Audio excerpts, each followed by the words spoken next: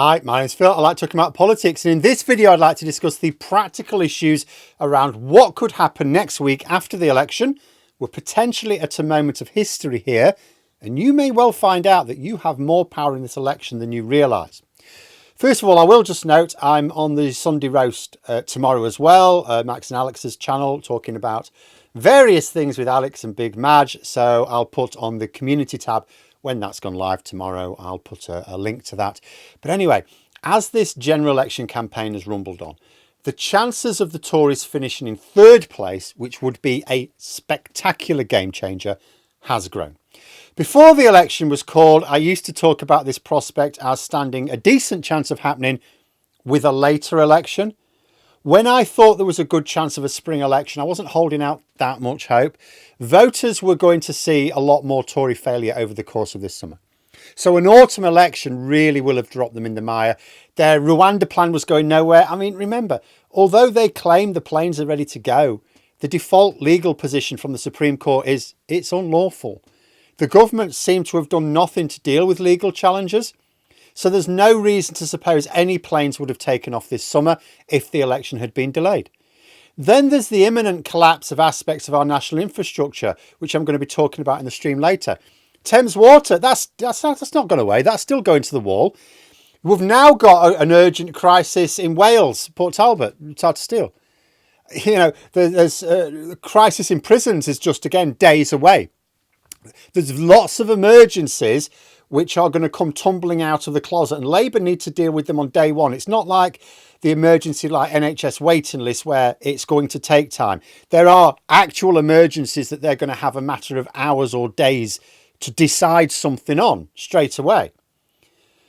Only because the election is coming, that is now Labour's problem, but it would have been the Tories' problem, and the Tories would have been blamed for it because they've been in power for 14 years.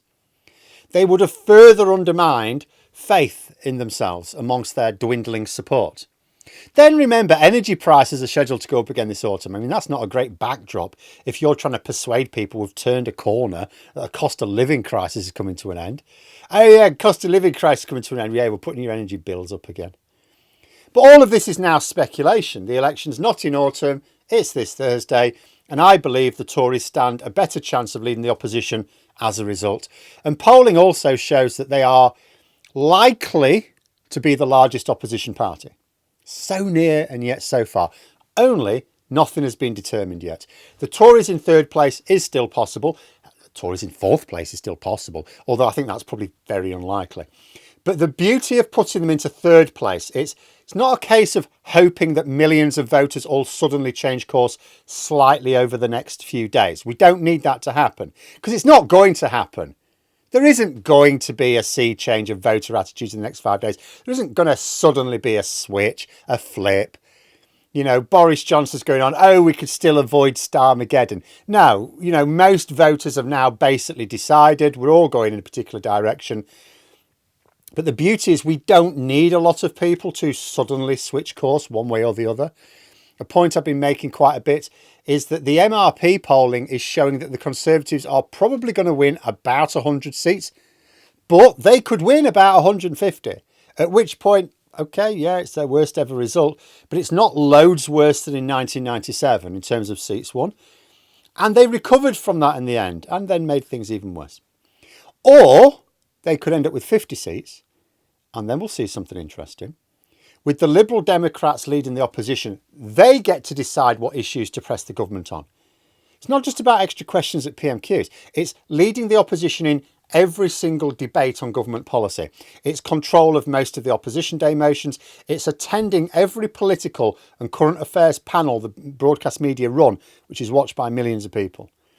It's not just that the Lib Dems get to present debates to both Parliament and the public. They also reduce the available bandwidth for the Tories to do the same because they'll have no automatic right to do so. They will always retain some, of course, due to their alignment with our privatised news media, but that's all they'll get. But how to make this happen if the polls are giving the Tories the nod on being the second largest party and nobody seriously thinks that much is going to change in the final 5 days with the polling? Well, the good news is that this idea of the polls giving the Tories a likely second place is within the margin of error in the polls. In other words, it's actually very tight. The tactical voting website stopthetories.vote has compiled a list of 80 of the key targets where the Tories are most vulnerable right now. When I say most vulnerable, I don't mean the seats that they're likely, I mean the ones that they're likely to win, or that they've got a good chance of winning right now. As things stand with the current polling, it's like, yeah, the Tories have got a good chance of winning these, but it wouldn't take much to tip it the other way. If you live in one of these 80 constituencies, it's basically saying it's quite tight one way or the other. Game on. And how can you help tip the odds against the Tories? Well, hopefully, I mean, you're watching this, you're already planning on voting, I hope. I'm not going to tell people how to vote, of course, personal matter for you. But if you are going to vote for the tactical choice for whatever reason, obviously that helps. However, whether or not you intend to vote tactically, maybe you know some people who are eligible to vote, but may not actually go. You know, they're thinking, oh, what's the point? Not sure I'm bother. If you can persuade one apathetic voter to go and vote with you, you go along, well, let's go and vote, then I'll buy you a bun or something. You will have helped. You will have doubled your vote effectively, assuming their vote is aligned with yours. Maybe don't take any committed Tory or Reform UK voters out with you. And if they're not all that committed to voting anyway, it may well be that they're quite receptive to the idea of voting tactically. I appreciate a lot of people might not think there's a great need to vote. Like, even if you're desperate for this Tory nightmare to end, you're thinking, well, it's ending anyway. You keep telling us, Phil. Yeah, but there are good reasons to do so anyway. First, yes, I don't think we're going to get a mad situation where actually millions of people all decide to stay at home because they think everyone else is going to vote the Tories out for them, and then we're landed with another Tory government. That's not going to happen. But I mean, why risk it even on your constituency level basis? Never mind the country, just for the sake of going for a nice summer walk.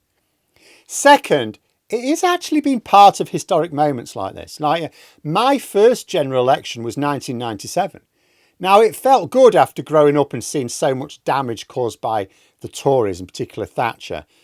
It felt good to be one of the ones feeling that I was consigning them to what was at the time their lowest vote share in history, I think. Now, if I'm honest, I voted in a constituency that had been Labour even when the Tories were winning elections, so I personally didn't really change anything myself. But I still felt part of that mass against the Tories that did. And if you're in a target seat, one of these target seats, your vote actually could change things. And the third reason is that with so many seats, which could be decided by just 1% or 2% of the voters, there's never been a time where so many voters in so many parts of the country actually genuinely gets to take part. There are some of these target seats that you may be living in have never been marginals, or at least not for a very long time, maybe not your whole life. You've been used to them being safe Tory seats. They're not safe Tory seats. They're there for the taking. One of the problems with first past the post is that so many voters realistically are not actually impacting things. Like I said, me in 1997, I wasn't really impacted. It was a safe Labour seat, even when the Tories were about. But the change of hands of seats at this election could well be on a level never seen before. We may see more new MPs in this Parliament than ever before. This is absolutely the election to stand up and take note. You know, for every Tory MP removed, you remove a voice backing corporate interests, outdated ideology. Caution against action on serious emergencies like climate change, healthcare, the cost of living, civic rights. Right now, what do the Tories think is the greatest threat to the nation? VAT on school fees and the fact that trans people need to take a piss like everyone else. Whereas they think the climate emergency is either non-existent or at best, if they acknowledge it, something that I'm sure we could trust the multinationals in the free market to deal with. Why on earth would you stay at home and allow more MPs who think like that to represent you in Parliament at such a crucial juncture of human and British history? So check out the link in the description below. If you live in one of the 80 constituencies listed, you have particularly optimised power over the Tories next Thursday. That is not to say don't bother if you're somewhere else. There are other tactical voting targets as well. These are just the top 80 which are really most on a knife edge. The places where something as simple as just persuading a few other people to get out and vote could make the difference. Like, imagine a situation you definitely don't want to see. So imagine next Friday, the count comes in for your constituency. Oh, it's close. There's a recount. It's a dead heat. Now, do you know what happens in a dead heat?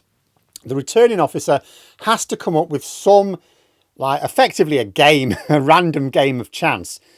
Drawing straws is quite common, could be flipping a coin. But the returning officer has to come up with some way of determining the winner effectively randomly. And let's say under those circumstances, that Tory candidate then wins. One more tactical vote would have changed that result. But no, you sat at home. Now you've got a Tory MP again. Next Thursday will be a significant moment in history regardless. We know that's going to happen. We know it's coming. Some people don't want to believe the polls. That's up to them. Polling has its uncertainties, yes, but it's absolutely clear that something special is going to happen next week. Remember, although not a single vote has been officially counted, postal ballots have been coming through and they've been checked. They're not officially tallied yet, but they are checked and they are reported to be in line with expectations. And that expectation is for a Labour landslide and a Tory beasting.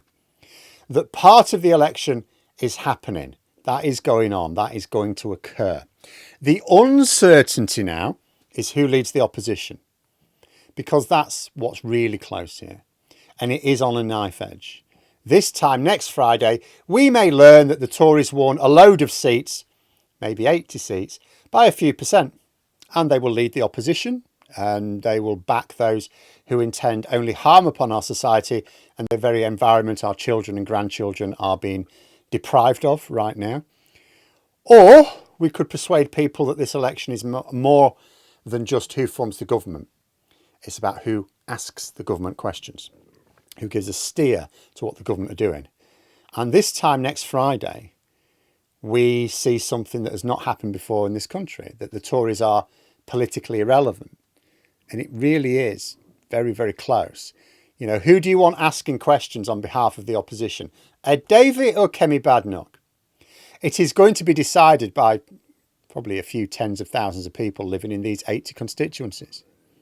But there we are. Those are my thoughts. If you enjoyed the video, please subscribe for further content and click the like button. You can also sign up for memberships if you'd like to support the channel further. Thanks for watching, and until next time, I'll see you later.